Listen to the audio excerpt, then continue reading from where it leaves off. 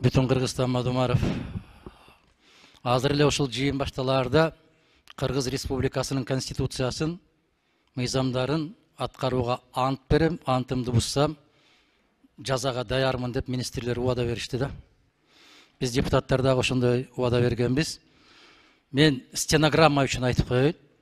Жаңы регламент боюнча, урматтуу кесиптештер, чек араны өзгөртүү жөнүндөгү мыйзамдар 3 окуудан кем эмес каралат. Ар бир окуунун ортосунда 10 күндөн кем эмес убакыт өтөт деп турат. 10 секунд деп турган жок ал жерде. Бул дагы менин талабым эмес, урматтуу жакшылар. Бул дагы регламенттин талабы.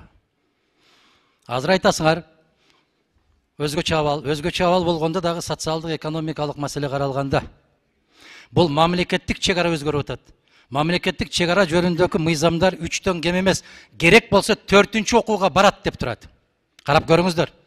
Эмне үчүн мыйзам чыгаруучу ушундай оор процедураны киргизип койгон? Чек арага шашпагыла деп киргизген. Карагыла, кылдаттык менен изилдеп чыккыла деп ушул нормаларды киргизген. Биз азыр 5 мүнөттүн ичинде 3 окуудан ала салдык. Бул да мыйзамсыз. Бул да мыйзамсыз. Садыр Нуркожоевич биздин мамлекетте мыйзамдуулук үстөмдүүлүк кылат деп айтып келатасыз.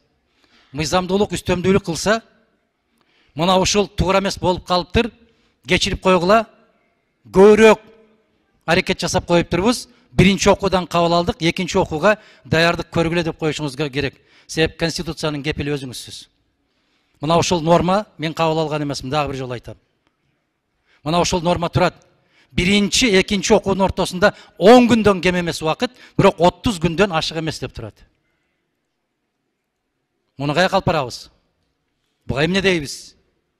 Кандай кылабыз?